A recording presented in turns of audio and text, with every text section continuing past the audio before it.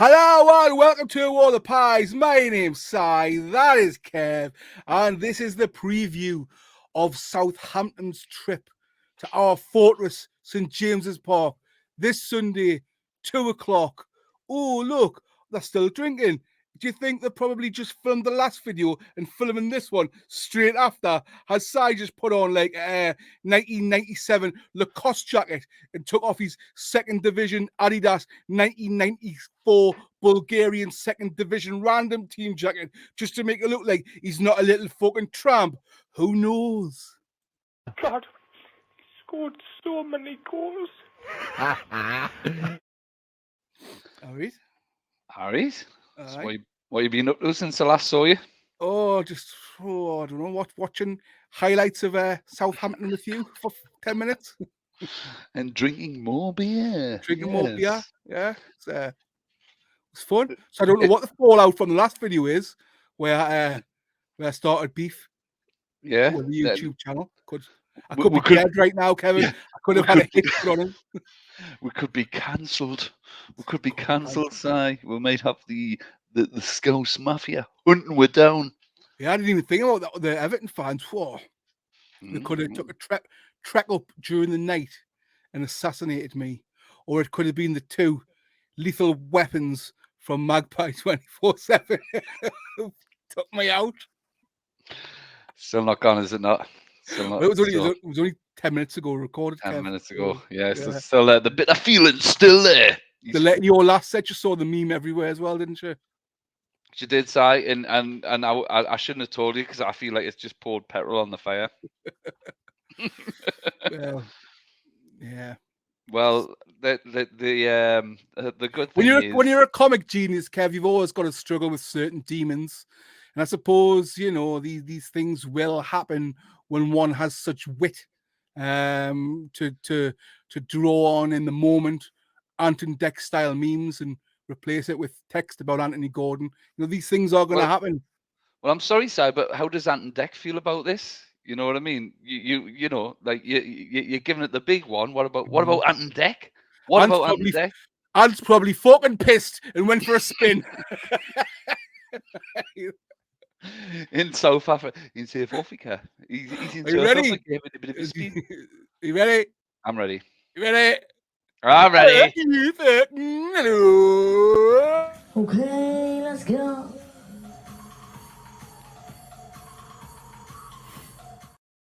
Here we are. Little disclaimer. We've offended the entirety of Liverpool because I had to go at Scouse as the last on the Liverpool match preview and review. Then Everton, so that's both sides of Liverpool. I've offended Magpie 24/7 and their massive support of cool followers. And I've just offended Ant and Dec, bringing up the drink driving charge and all his fan base, which might be a lot of our fan base might like Ant and Dec, but well, I'm glad you changed it from we to you. Yeah. Don't bring me down in your flame ball of crude and crass comedy. Yeah, and just a little disclaimer because we have had a couple of beers now, and yeah, a peek behind the curtain. We're doing these videos back to back. I'm gonna have a little vape on this video for the first time. Yes. Well, I quit vaping 7 months ago, but I've been using a snus, but tobacco free. It's like nicotine pouches, so I'm still heavily addicted to nicotine. If people wonder what I keep putting in my mouth when we're doing these videos, it's not willies. It's nicotine pouches. It's such a grand thing to do, though. Honestly, it's such a grand. I remember like just doing before we started filming. Well, do you know what it is, right? There used to be a wrestler called Skinner back in the 90s, right? And his thing was like, he was like from the outbacks of Australia, and he used to have chewing tobacco, and he used to spit it in people's eyes. Yeah. You are like a more trendy version of that. I don't know about trendy, but yeah, so I decided I quit smoking and vaping because I don't want to have really, really bad lungs at my age. So instead, I'll have mouth cancer, and I'll resort to old man's snuff and have nasal cancer too. So, Well done, Si. And they said you would never amount to anything. I know. Give me lungs a break, then batter me nose and me mouth. Should we move on And to then football? I'll probably just go upstairs and jack up in front of the kids. Right. So this Sunday, Southampton, Kevin. Southampton, and you know what it is, right? It goes to show that feeling of being the old Newcastle United fan never goes, because every single game that we come up to, I feel confident, and then the closer it gets, I think to myself, don't be complacent. Yeah. But if there's one team that I think to myself, actually, we can't be complacent about, and I touched on this. Let's pick up from where I left off in the last video, where we started talking about Southampton. I don't want it to be complacent, and we can't be complacent. We've just been watching through some of the games of Southampton, because believe it or not, we don't watch every Southampton game. No. And some of the teams that have been complacent against them, i.e. Arsenal, i.e. Tottenham, and anybody else from the north of London, they do have the players in there that can punish you if you take your foot off the gas. So I guess what I'm saying is we've got to treat this as if we were playing any other team in the Premier League, because the Premier League is of a high standard, and we can't take them for granted. Exactly. Well, we'll get more into their team and the form in a moment. We'll just quickly do the historical. Obviously, when I say all the head-to-heads, and these are during the Premier League era, obviously it's not forever. It's just I'm on the Premier League site, so it's during the Premier League era. We've won 18, they've won 16, pretty close. 14 at home for us, 13 at home for them. 4 away for us, 3 away for them, and 9 draws. Look at the previous 5 head-to-heads. We have won 1, 2, 3, lost 1, and drawn 1. Well, we'll look at the recent form. I don't think it matters much going into this game. I think the league table shows that we're worlds apart. But for me, it's quite a nostalgic fixture. I think of the Dell. Del, When I think of Southampton, Matt Le Tissier. yeah, there's 2-3 words. Matt Le Tissier, who used to love scoring absolute worldies against us, and it was in our era, Si. It was in our era. And he has a saying like I haven't heard in ages: bogey team. Yeah. Bogey team. Yeah. Southampton, when we were the entertainers, when we had David Ginola, when we had Peter Beardsley, when we had all the players that you have on the wall behind you, our bogey team was Southampton. I witnessed Matt Le Tissier score a worldie where he went round pretty much our entire defence at St James's Park. Must have been 93, 94. I was there. He scored some absolute worldies against us. I'm sure. Didn't he get goal of the season one season against us, where he sort of picked one up just outside in your area and scored a Shearer-esque volley that was similar to the one that he scored against Everton? The one I'm thinking is a Beardsley-esque one when Beardsley scored against Aston Villa, where he went round about 7 people. First ever game, Barry Venison scored for Newcastle. I was at that match. Well, yeah. I couldn't tell you any of these facts from recent times, but from the 90s, I could tell you lots of facts of who scored and when.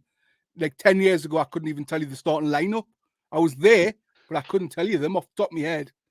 I think that's because as you get older and you do certain things, kind of clouds your memory, doesn't it? It clouds your memory, Si. Yes, Yeah. It does. And mine's getting there. But yeah, and I guess, like, if I'm being honest, I'm a little bit, I don't know whether it's because I've had a couple of beers, but I'm a little bit sad that Southampton are probably going to go down. And it's probably due to that nostalgia. When I was a kid growing up and I used to watch the entertainers, they give us a few hard nights, but I liked seeing them in the Premier League. And I do continue, and I've got absolutely no problem whatsoever with Southampton. Same here. As much as you've got your back up a little bit, the hairs were standing on the back of your neck a little bit when Everton. I know you don't like Everton. I'm not a fan of them myself, but with Southampton, I don't know, like they're just a nice little club, aren't they? No, And there is a few players that we need to sort of look out for as well, because I mean they've got one superstar, don't they? And is this the time that we bring him in? Is this the time that we talk about him? Because he didn't play the last game, apparently ill, and I'll be very pleased if he doesn't play the next game against us. yeah. And Well, apparently he had a sore throat, according Premier League Injuries.com. He got a sore throat during the day. He was recovering well and he wanted to play, but with the weather conditions that we had during the first half, it was too much for him. He ran out of energy. Of course, we're talking about James Ward-Prowse, who Newcastle constantly, since the takeover, have been linked with.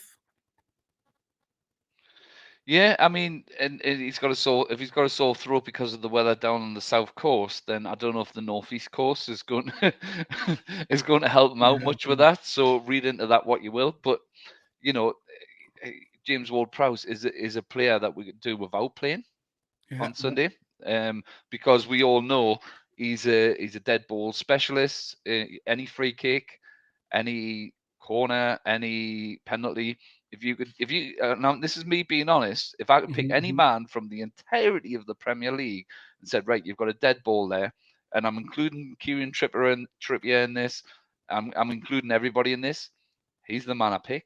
He's the man I pick. So I've got two questions for you, Si. First of all, why have we not seen him very much in an England shirt? And secondly, would you like to see him in a black and white shirt? I don't think we've seen him in an England shirt because he plays in a red and white shirt. Unfortunately, I think there's a bias. No, and I wasn't even talking about the Sunderland thing that I was talking about.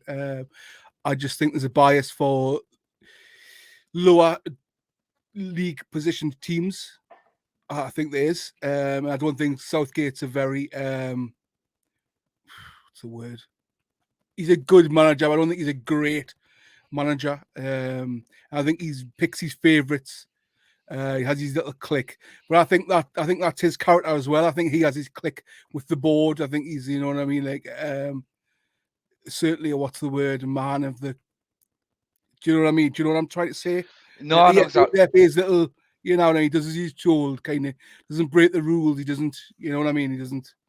He was how Pardew and Bruce were for Newcastle United. He played by the rules. He and I know it sounds a little bit Illuminati. It sounds a little bit like, but yeah, the FA, yeah, no, like there's a conspiracy behind it. Like the FA want a man who will do what they choose. Like it's almost like the sort of cryptic director of football behind England.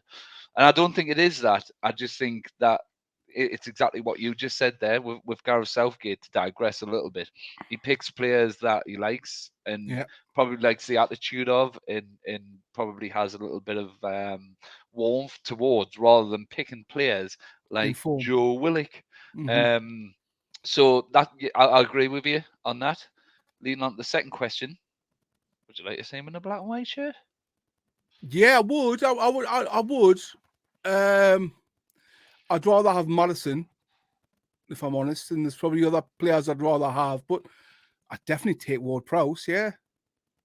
Yeah. And yeah, and like I say, we're digressing a little bit as well. I've cooled off on the Madison thing a little bit, you know. And don't get us wrong, if we're saying him, like, you know, I'll be happy and I'll say, yeah, we're saying a good player. But I don't know, if I had a choice between Ward-Prowse and Madison, if you'd asked us this pre-January, Madison all day long. Asking us now, I'm not too sure. I'm not so sure. I'd pick Ward-Prowse.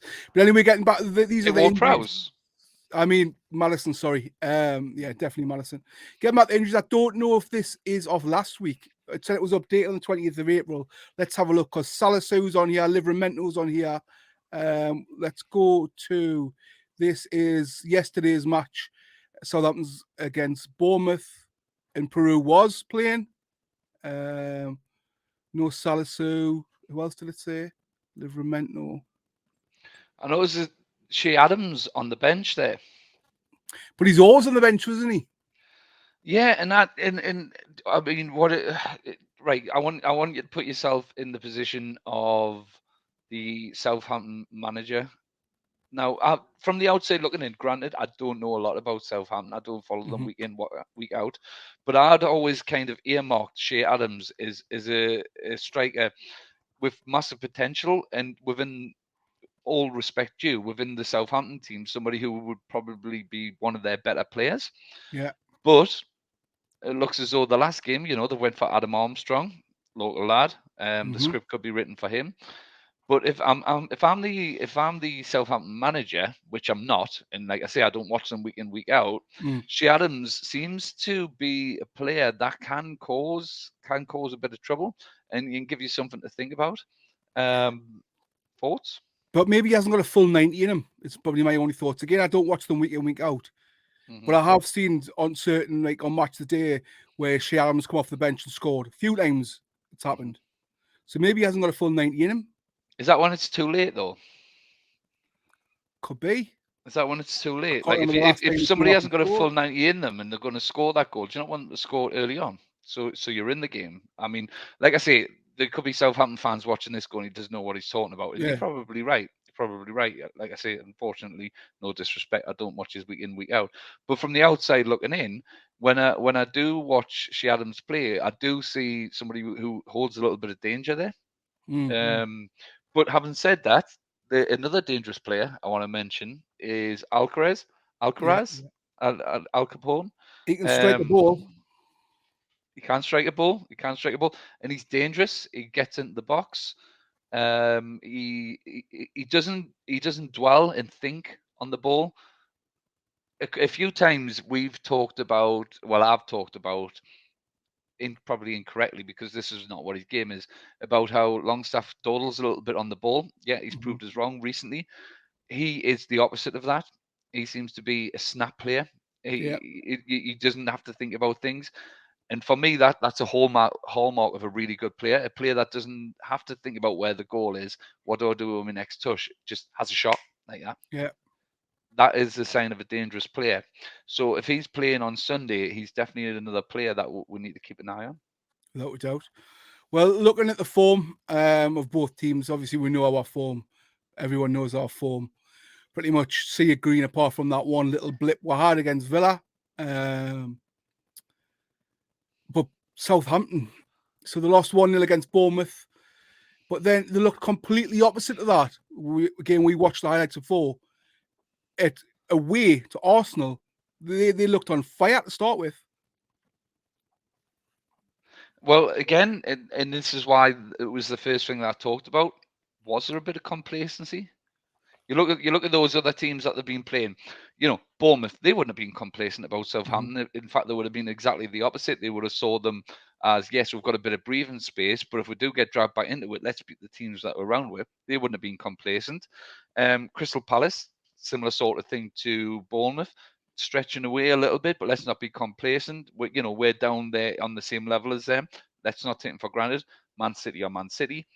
West Ham, again, a similar story to Crystal Palace and Bournemouth. They were in and around that area at that time, so they weren't taking them for granted. And they're not runaway victories. They're not runaway victories when you look at those teams around them. They scream out of score lines that were probably pretty close. The only team that was probably complacent against them was probably Arsenal. I mean, if I'm an Arsenal fan, I'm probably looking at the Southampton game and thinking, well, there's an easy 3 points. Yeah. We're going to win that one. And if they've went in with that sort of mindset, look what's happened. And that's probably the only red flag that I see from this game is complacency. We need to give it the respect that it deserves. We do, but I think we will come out of the traps flying. Like, I think the support will be on another level yet again. I think it will. We know how close we are to Champions League football for the first time in 21 years. We will be firing. And I believe we will do. And I think we need to. And we need to put stamp authority on the game. Because when you look at the league table, can you bring the league table aside just while I'm having a bit of a waffle? Mm-hmm. So when you look at the league table, we have got a little bit of breathing room. But then again, at the same time, we've got a couple of games that I've got my eye on. I've really got my eye on. So if we're going to slip up, I don't think it can be against Southampton. It couldn't have been Yeah. against Everton. We're looking at those games as saying, right, they're the games we need to put to bed. So that little cushion that we've got at the moment. So let's look at the team that I'm really, really concerned about, which is Liverpool. it's Liverpool, and I've said it to you for a while. So there's 9 points between we. Liverpool are on the same games as us. And if I'm speaking honestly, I think that's probably the only team that's realistically going to catch her. So that gives us 3 games that we can afford to lose when you look at the goal difference. Mhm. Now, Southampton can't be one of those. Southampton can't be one of those. I'm probably looking at Arsenal. I want it to be done and dusted by the time we play Chelsea. Mhm. And Brighton's not going to be an easy game neither. It's not. It's not.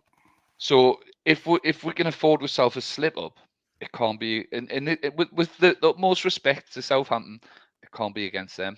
No. We need the 3 points and keep that 9-point gap. So if we do slip up against a better team, we're okay.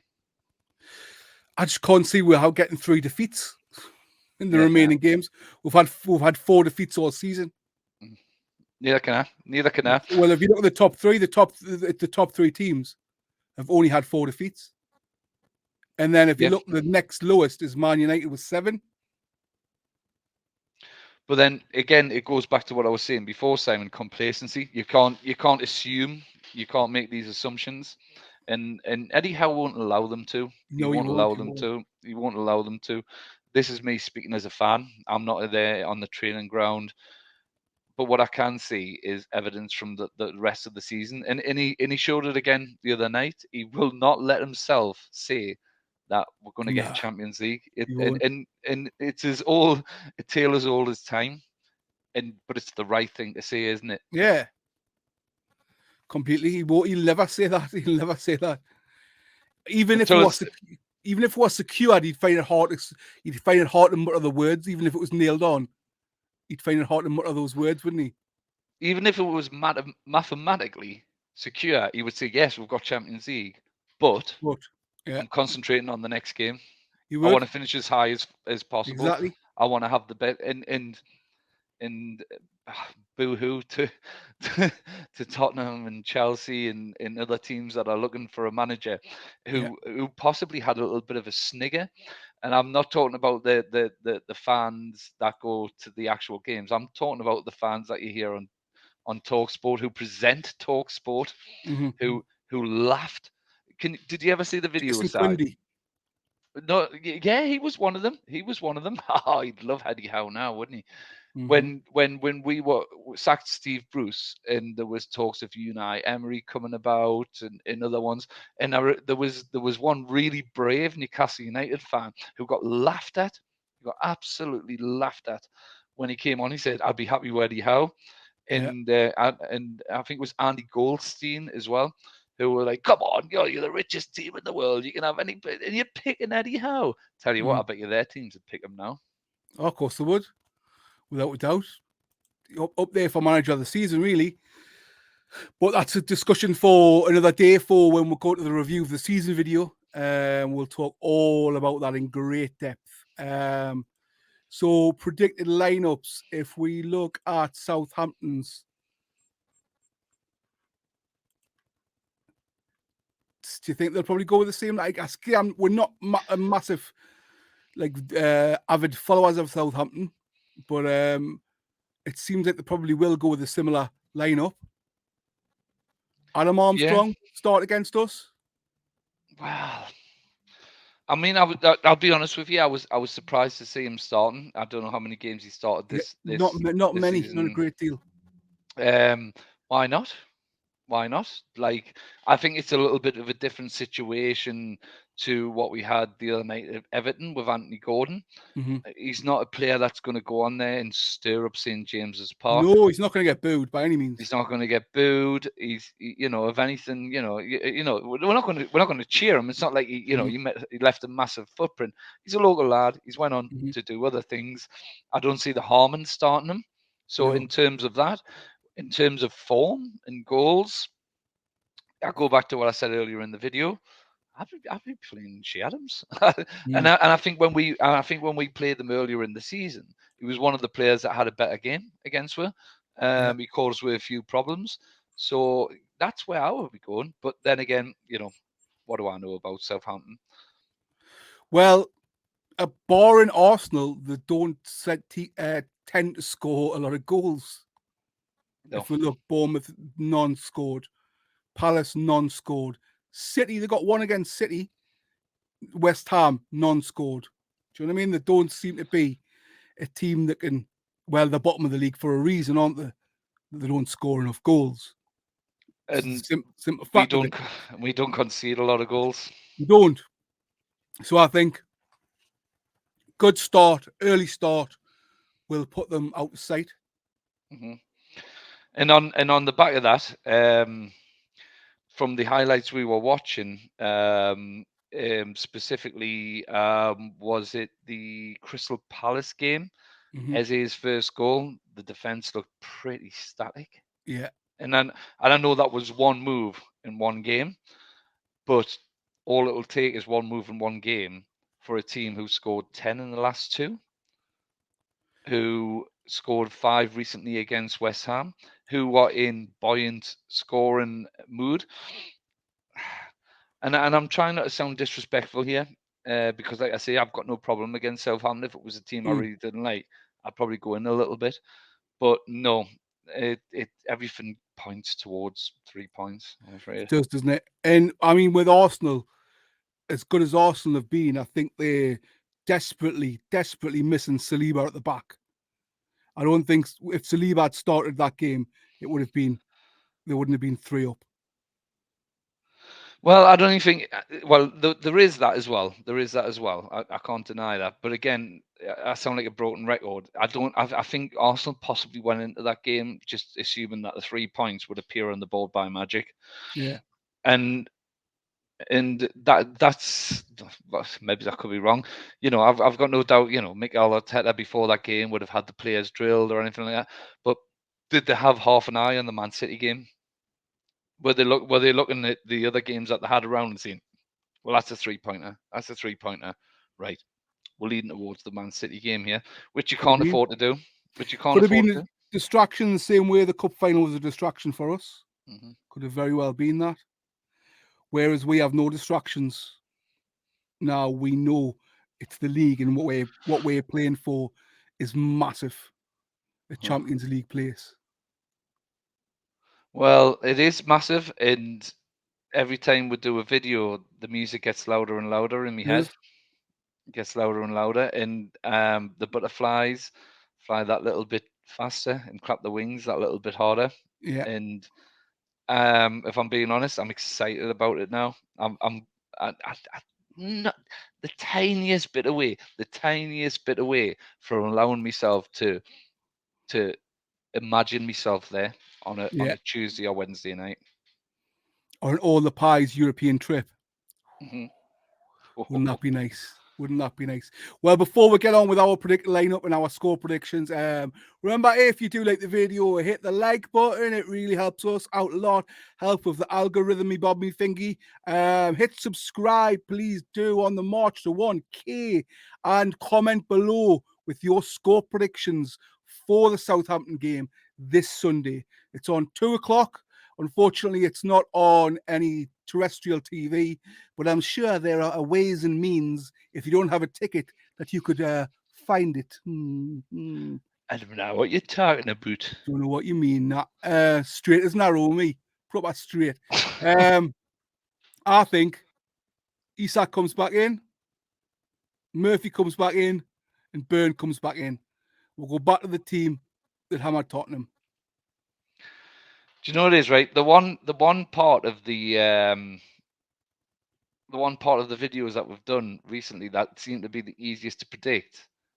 It's had a spanner thrown in the works, hasn't it? Because for the first time in quite a long time, in maybe it's another Eddie Howe absolute masterstroke. I think he took a lot of people by surprise with his team choice. So this time, I'm down myself a little bit. I'm a little bit less confident in when I'm picking. So there's certain positions I'm really confident on. I know Pope will start. I know Trippier will start. I know Shaw will start. I know Botman will start. What was your thoughts on that left back? Were you I more think impressed Target. when Byrne was on, or were you more impressed when Target was on? I think Target looked a bit rusty, but I thought he did a fine job for not playing all season, for not having to start all season. Mm-hmm. So yeah, I agree. I